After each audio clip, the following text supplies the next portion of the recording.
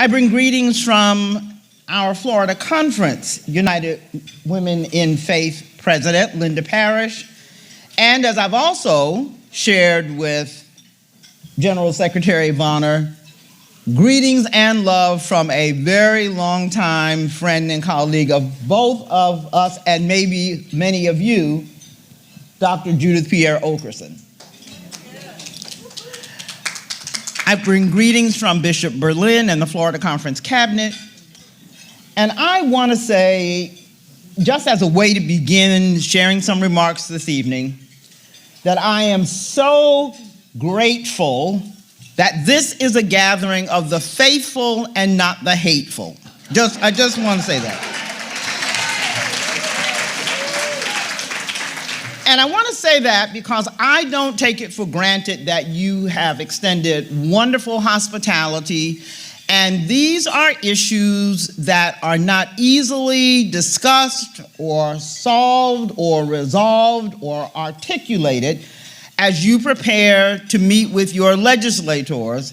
And yet, I sense the camaraderie, I sense the deep care you have for one another, and I know that you will bless those with whom you have conversation in the next couple of days.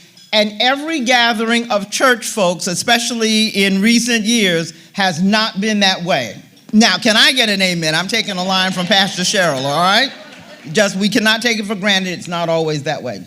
So I was very intrigued with your theme, a new and serious response. As you know, it is a quote from Mary Oliver's book, Long Life, Essays, and Other Writings, wherein she wrote these words: poets must read and study, but also they must learn to tilt and whisper, shout or dance, each in his or her own way, or we might just as well copy the old books. But no, that would never do. For always the new self swimming around in the old world feels itself uniquely verbal. And that is just the point. How the world, moist and bountiful, calls to each of us to make a new and serious response. That's the big question. The one the world throws at you every morning. Here you are, alive. Would you like to make a comment? And there you have it, and that is so Mary Oliver. Again, someone who blessed our lives by sharing her journey and then left this world far too soon. And so I thought maybe this evening we would try to expand just a little on the Mary Oliver mindset by including a couple of additional quotes. I think we have them have the first one on the screen. Okay, there we go. And again, thank you to our technology staff. And what I'd like for you to do as I share some thoughts is more important, think about your own responses to the questions or the comments. So there'll be two questions and a closing comment. If I'd had my act together, we were going to try to do a word cloud and so forth. You know what I'm talking about. But I think given the lateness of the hour, it's just good to have some time to reflect and to ponder. And so if you have a pen and some paper or a lipstick or, whatever you might have, or a friend who has those things, maybe just jot down your own response to each of those. And then I think we may not have time to do this while I'm with you this evening, but there may be some time just for a little sharing, just the sense of what has the thinking of Mary Oliver and the experience of being together to do this work evoked in your own mind and heart that will be fuel for the journey. How about that? That work? All right, very good. So, I want to commend you on your theme. I think it will raise for us deep questions that will help energize the movement. And we are going to take an opportunity just to consider those three questions. I also want to take an opportunity to celebrate with you with United Women in Faith, their predecessor organization, United Methodist Women, and there have been other predecessor organizations over the years. Celebrate with them, and for you, with them as friends, so you don't have to be United Methodist, you don't have to be Christian, in order to appreciate the history of the 100th anniversary of the United Methodist building. Faithful for advocacy on the Hill, the only non-governmental building on Capitol Hill, and has been a repository of faithful conversations and work for a century. And that is absolutely amazing. It is absolutely amazing. It deserves acclamation. And so the General Board of Church and Society is regularly posting things on its Facebook page and other socials, and you can go on their website and just learn a little bit more about the history throughout the year. And in a couple of weeks, I feel very honored to have been invited to participate in the actual dedicatory program in Washington, D.C. So I will head there and I will do what I've been asked to do on behalf of all of you and your deep advocacy. The General Board of Church and Society, of course, the proprietor of that building. The structure is adjacent to the U.S. Capitol, and it is literally across a side street from the Supreme Court. As a public witness to justice and peace, the United Methodist Building offers an ecumenical and interfaith setting for rich dialogue and social action. It was erected in 1923, and so it has been that place, that iconic building with the incredible signage in front that has announced all kinds of things, some of which have been heartbreaking, but were announcements we needed to hear. The death of the late Congressman John Lewis, and other such notable figures has been emblazoned on that sign, and opportunities also to celebrate. Here's the thing that I'm not sure people know. It also houses a number of ecumenical groups such as the Episcopal Church, the Presbyterian Church USA, the United Church of Christ, Lutheran Services of America, Church World Service, Islamic Society of North America, and a host of others, and the United Methodist Council of Bishops, and United Women in Faith, and the United Methodist Commission on Religion and Race. Why is that important to note? Because somehow, for me, it seems to represent the importance of collaboration and allies on the journey. We don't all have to be cut from exactly the same cloth to have some threads in common, all right? It doesn't have to be the same pattern in order to have threads in common, and we do this work better when we acknowledge and celebrate the differences and the gifts that others bring as we collaborate and move forward. And so, in 2016, the General Conference, the United Methodist Church became a heritage landmark of United Methodism, one of about 50 around the world. And this is one that you can relatively easily get to. And so I hope you will. In addition, Church and Society maintains offices in the Church Center for the United Nations in New York. And B has had direct experience with that work and at the United Nations. And it is an opportunity for us to appreciate something that we heard earlier today. I don't know if you remember Abby mentioning the sustainable goals, the developmental sustainable goals. And so again, many of our allies are among the faith community, but many of our allies are also beyond the borders of any faith community, Christian or other than Christian. And so, again, when we talk about what it will take for us to be sustained on this journey for the years it sometimes takes before we see transformation, it is because we are connected in amazing ways with others whose voices, hands, and feet will make a difference for the journey that it lies ahead of us. The building turned 100 years old in 1923, And I think we have an opportunity to celebrate the past, the present, and the future. So I'm just going to read a little bit of the story that you will find if you also read this book. It is by Dr. Jessica Smith, a GBCS staffer who has a PhD in research. She's done an amazing job. The book was published last year in time for the actual 100th anniversary, and it is entitled For Justice and Enduring Peace, 100 Years of Social Witness. Hear these words. In 1917, the Reverend Dr. Clarence True Wilson spotted a muddy billboard, cluttered corner lot across the street from the United States Capitol.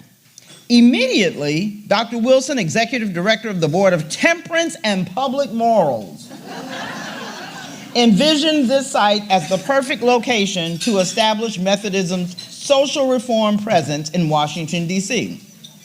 Construction began on November 17, 1922. A 5-story edifice designed in Italian Renaissance style and constructed of Indiana limestone, it was completed in 1923 at a cost of $650,000. Money for the project, get this, was raised through individual and church gifts, some as small as 15 cents. Most of the pledges came from Methodist women. Amen. Concerned about the health of families and the harms of alcohol abuse. Wilson's wife, Maud Aiken Wilson, drew the original plans, which were approved by the board and given to the architect for development. She served as financial officer, property manager, and director of operations. This was in the 1920s. Sisters, I am here to tell you that there is nothing beyond our reach, that everything is possible with God, and a whole lot is possible when we put our minds to it. Amen. And then in 1931, a second building was completed that had apartments and helped continue the expansion of the social witness and work of the church. And so this building has housed and been a place of respite and meeting for so many essential movements throughout the history of the United States since its inception, including serving as the place for planning the 1963 March on Washington led by Dr. Martin Luther King Jr., the Poor People's March in 1968, the Farm Workers Boycott, years of protests against the Vietnam War, Equal Rights Amendment marches, the Long Walk of Native Americans in 1978, and countless other marches. We have among us and with us the inspiration that we need, the proof that God is with us, and the testimony of the ages right in our very midst so often, and yet we become discouraged. We are not in this by ourselves, not then and not now. And so for all that United Women in Faith continues to bring, to offer by way of leadership development and transformative education and service and advocacy, and Texas Impact as this wonderful umbrella partner, and all of you who are here and countless others who are not, and all of those who are able to be a part of this event online, you have a strength and a history that sometimes you don't even know and don't appreciate, but I wanted you to be aware of that. The other thing I shared with B a few moments ago, I'm doing a little extemporaneous thing here now because I know that the hour grows late and I don't want to say or repeat what others have already said. A source of deep gratitude for me has been the work of the Revised Social Principles that will come to our general conference this year, and yes, we actually are going to have one. We'll meet in Charlotte, North Carolina in late April and into early May, where the Revised Social Principles will come before the General Conference. And then we will see, and we hope and pray that they will be well received and they will be voted and accepted by our delegation members from around the world. But one of the things, talk about what can happen sometimes in small rooms, late hours, and when folks are exhausted. I also had the privilege of serving on a writing team for the social principles. And so the work that we see that goes before us, when legislation is passed and lives are changed and possibilities are endless, it is because you gathered in a place like this, in a huddle, in a small group, around a table, and you celebrated and sometimes wept together and cried and prayed together to make sure that God's righteousness and however you refer to the God to whom you pray, goes forward and remains undaunted. So I just want you to know that for everything you see on a big stage somewhere, someone was working in a small group and making a deep sacrifice in order to make that happen. And often that person is you or someone like you. So you know your issues, not your personal issues, the issues, the issues of the current movement. You might know your issues as well. Guns and climate and immigration and reproduction and maternal infant care, poverty, hunger, homelessness, school vouchers. My gosh, if we repeat them quickly, sometimes they begin to sound a little bit like Dorothy and her merry band of friends saying lions and tigers and bears, oh my, and looking and being fearful. Except this is not child's play, but it all affects children. And so the work that we have before us is indeed precious in the sight of God. And we sometimes, maybe like Dorothy, hope we will wake from a bad dream because we just cannot believe some of the things that have happened, some of the legislation that has been passed. Instead of cyclones in make-believe Wizard of Oz, we are living in a time where cyclones and tornadoes and hurricanes and ice flows and glaciers, everything seems to be out of control. It seems like the world has been tipped on its edge. And now we have a world that is increasingly out of control because of what we have done to it, what we have overlooked, and what we have done intentionally. We are now living with the effects of global warming in incredible ways. And I live in a state, Florida, where coastal sea rise is not only true and happening in real time, but will affect almost every part of the state because it is a peninsula. And it is frightening. One of the issues that I've heard about, and we also have that same concern in Florida, is an issue like school vouchers, where the advocates would likely not deal with some of the other ancillary issues. So think about, I mentioned glaciers, think about an iceberg. What do we always hear about icebergs? Right, that the biggest part is under the water. So many of our justice issues can be described in exactly the same way. The bigger part is underwater.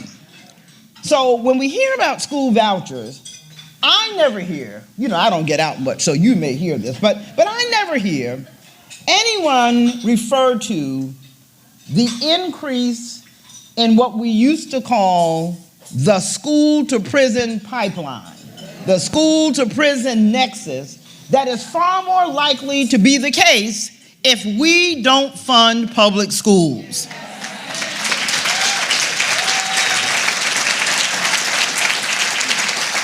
I am a former prison chaplain, and it's interesting. I would meet with church groups across the board, and I'd say religious groups, so it really was an interfaith supported ministry years ago.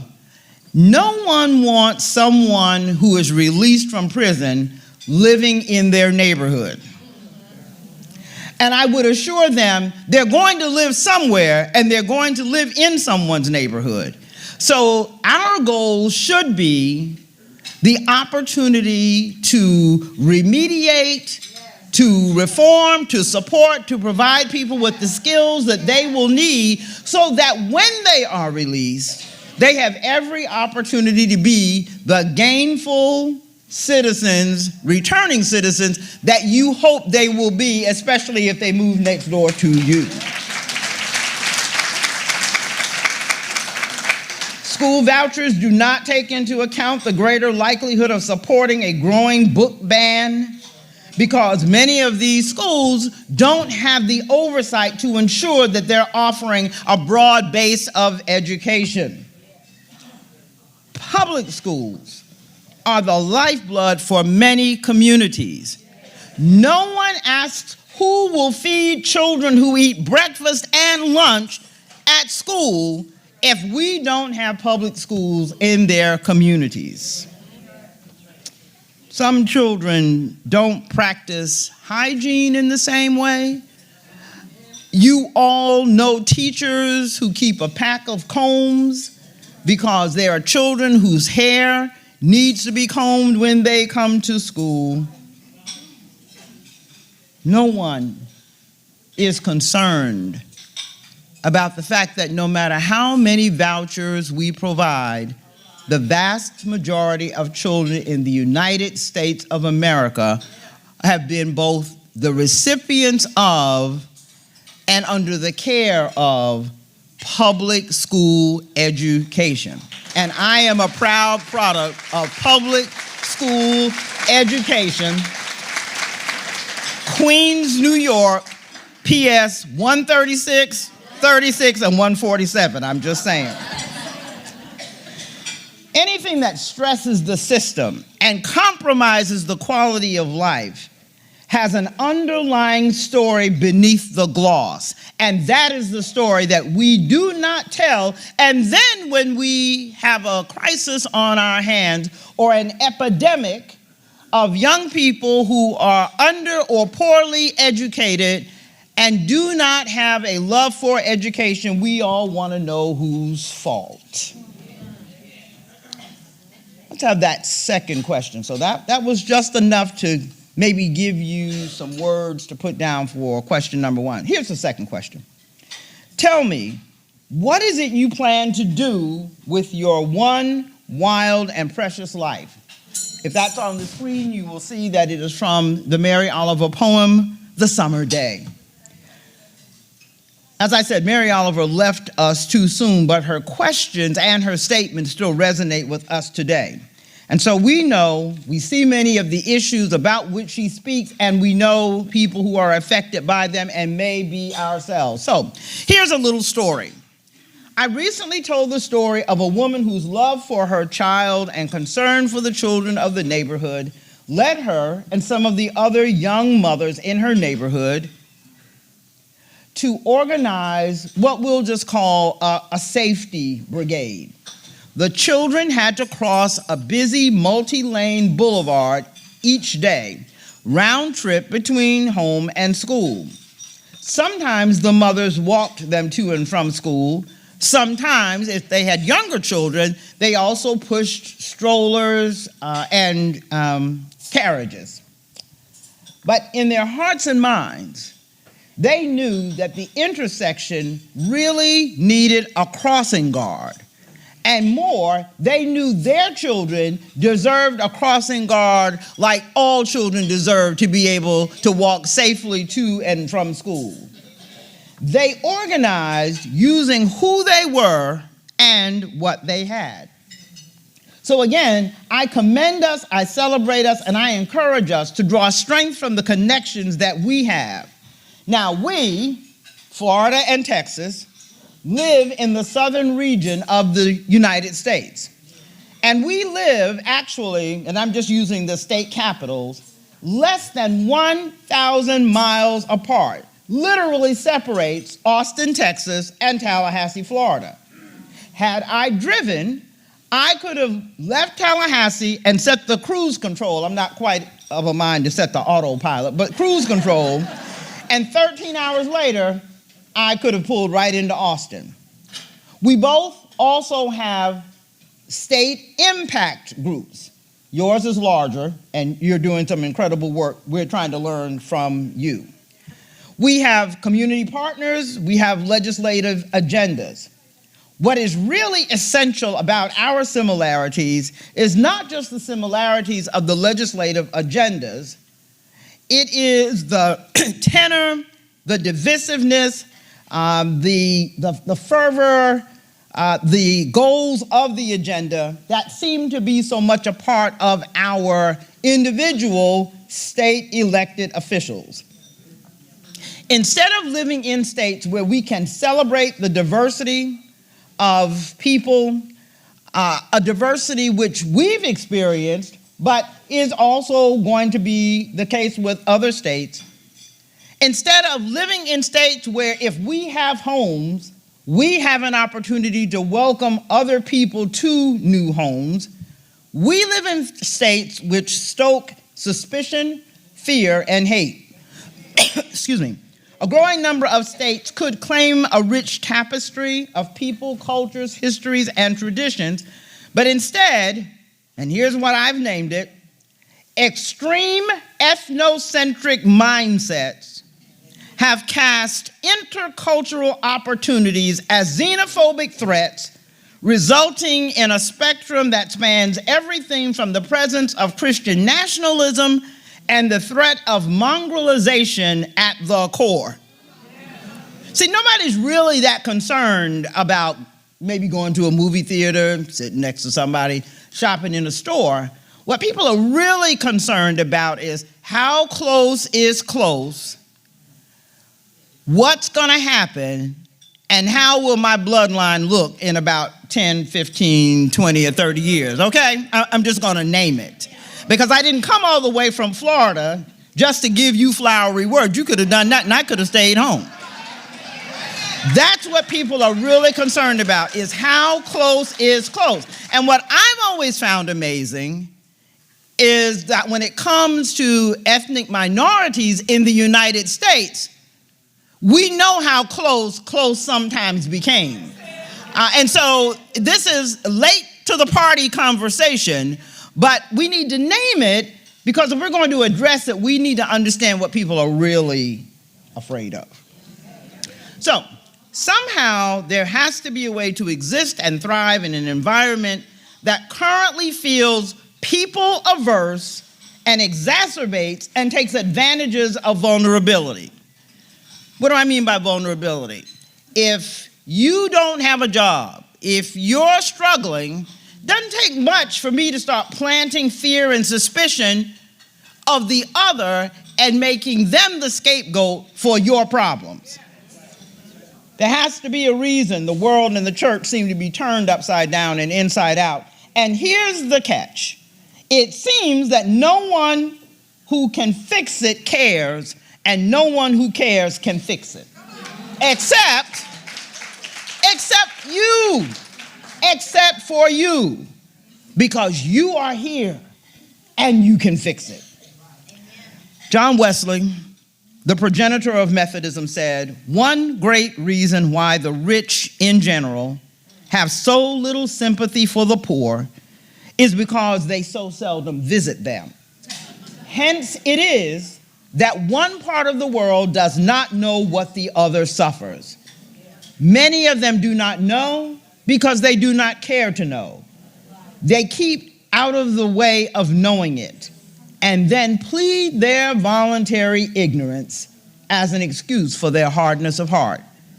John Wesley said that almost 300 years ago. This is not rocket science. And so maybe, just maybe, we need to become better prepared to tell our story on the front lines. In 1988, while serving on the board of Planned Parenthood in Atlanta, and I guess I'd been on a year or two before, I was asked to speak on the merits of reproductive health for women as a quality of life issue.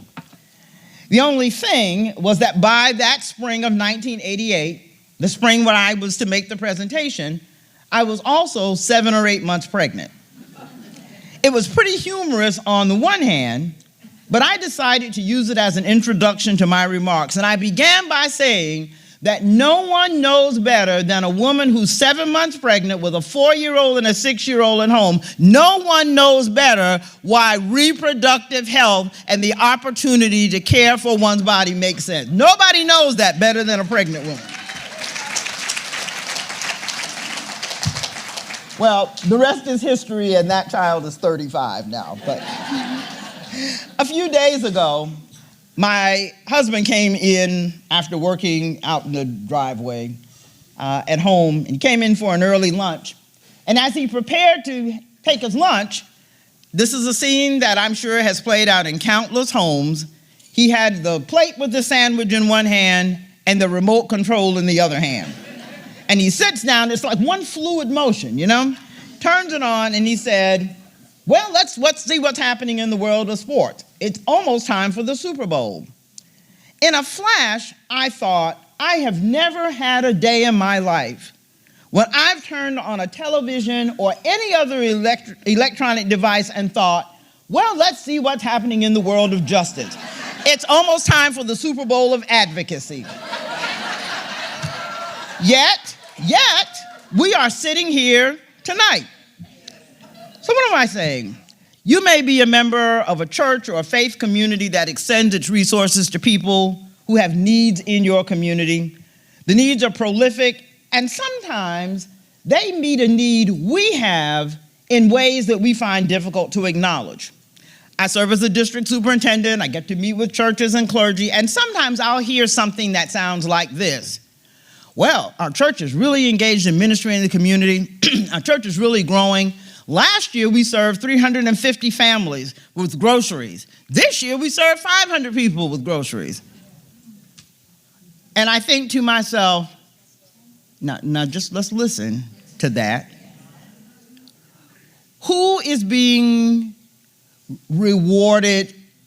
Who feels the best about the ministry of mercy and compassion? Because I guarantee you that people who need groceries and come to your place of worship are grateful to receive them, but they don't feel good about the situation that made that necessary. Folks, our goal is to work ourselves out of a job. To work ourselves out of a job. And if the best we can do is say we served 500 people this year and only 350 last year, then the question is, what the heck are we doing between last year and this year if there are more hungry people? That is where you come in. That is our work, to do the work of mercy and compassion and also justice and advocacy. Our goal is not the perpetuation of poverty in ways that give us a cause for ministry in our local community.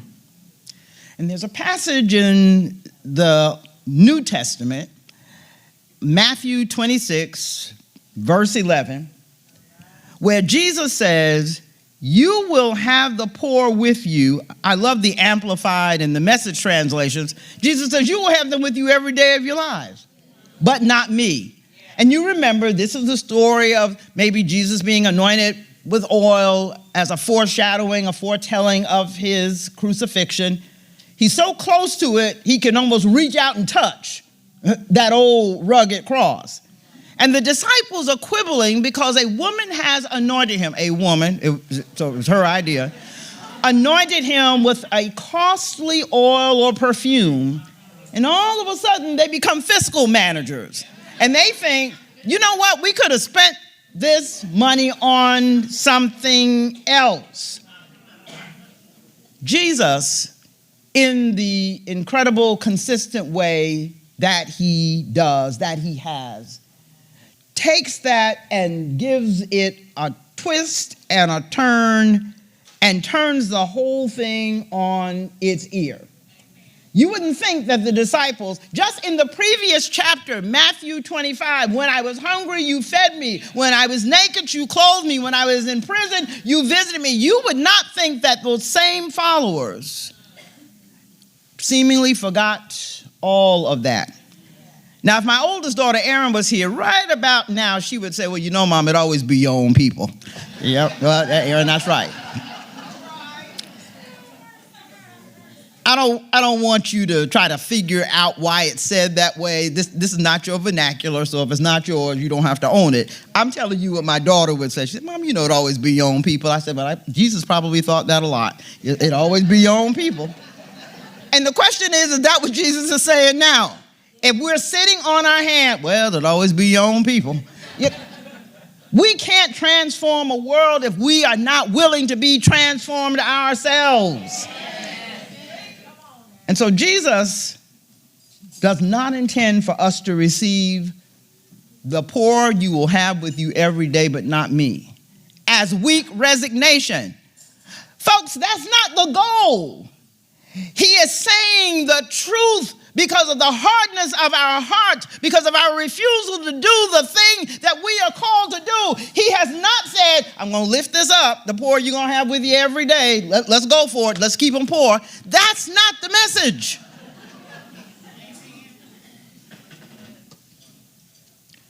I get a little worked up every now and then. Just a little worked up.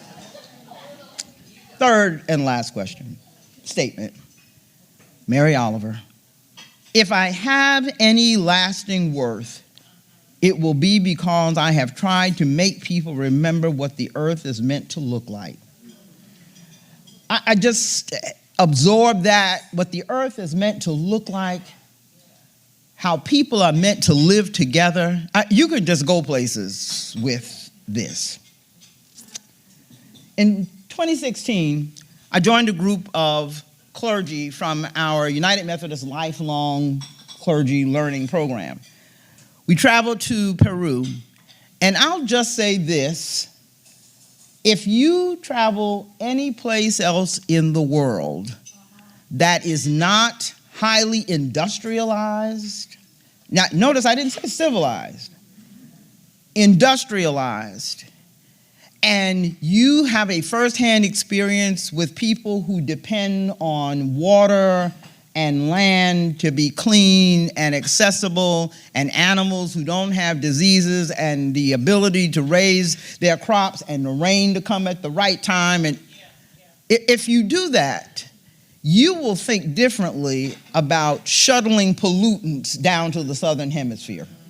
You will think differently because you will realize that when we do that, our siblings don't have the means to turn on a dime and all of a sudden live differently than they have lived for hundreds and in some cases thousands of years. We're talking about people in the Amazon rainforest. Who do you think they're going to call if all of a sudden the water is not drinkable?